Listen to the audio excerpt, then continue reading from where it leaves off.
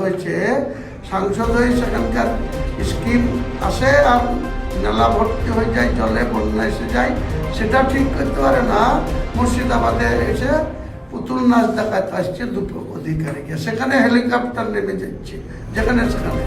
অভিষেক 2000 লোক নিয়ে হেলিকপ্টারে 2000 লোক নিয়ে মিটিং করছে, কি দৈন্যদশায় পৌঁছেছে। এখন আর সোজা পথে মোকাবেলা করতে পারছে না, এআই করে ভিডিও বানিয়ে হুমায়ুন কবিরকে মেলাইন করার চেষ্টা করছে। ওই অভিষেককেও ছাড়বো না, মমতাকেও ছাড়বো না, কুণাল ঘোষকেও ছাড়বো না, ববিকেও ছাড়বো না। 4 জনের নামে এক জনের নামে মানহানি মামলা করব।